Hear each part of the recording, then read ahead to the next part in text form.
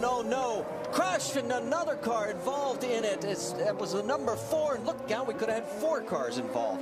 Vitor Meira, also Frank Pereira in the 34, and I don't know who that is. Oh, and that is Townsend Bell in the 23, as he came around the corner and clipped off the right front. Well, and for Graham, he had been given the green light, so you can see 7 minutes and 50 seconds to go, and it's going to take some time to clean this one up.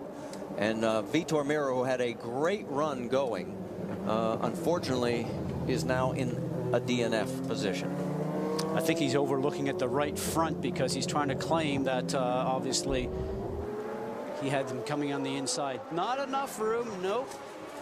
That's just a little bit overzealous, I think, of trying to get in there to make that move on that situation. And then here comes Townsend Bell right across the front. Dixon pull into the pits, and there's the heated discussion going on as Vitor, very animated, saying, hey, it was my corner, not yours.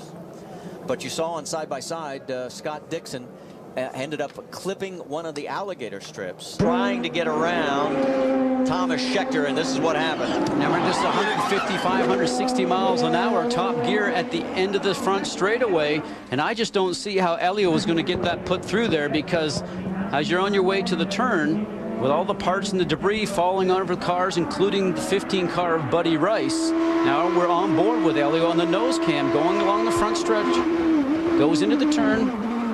Bang. Oh, a little battle between Thomas Scheckter and Elio Castroneves, we're told.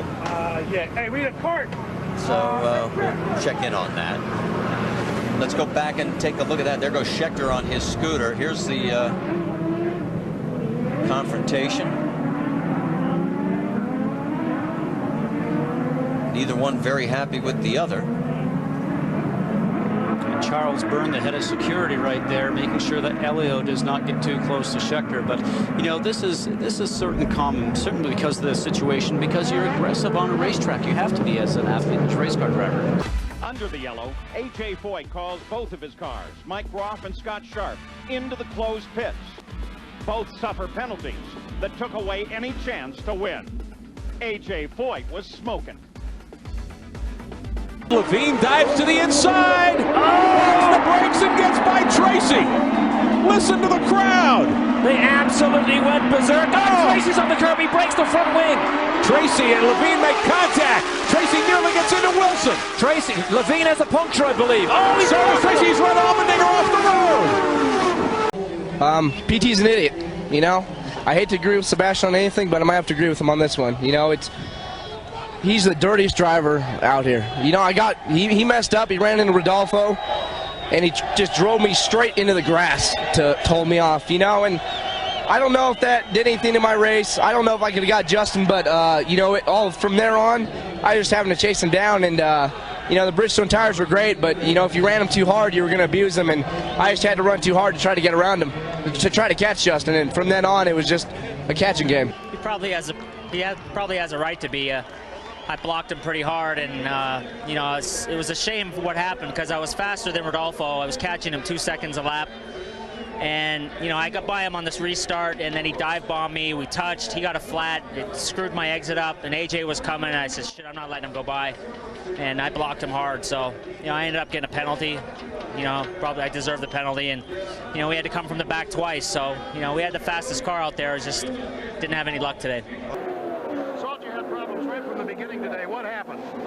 I've always taken all the excuses, and I've said our team goofed, and I've always covered up for a cheap mechanic. But if anyone gets it this year, it's Tommy Smith. I ran 198 in this car in practice, and I ran 197 getting ready to qualify. And Tommy changed the entire throttle system last night, the night before a race, and only an idiot would do that. Either he goes, or I'm going with another team. Right off the bat, the throttles are wide open going into one. I had to stand on the brakes. He puts new brakes in the car, and going down for the first lap, you just don't do it. The best team I've ever had. We selected them. They've done a great job.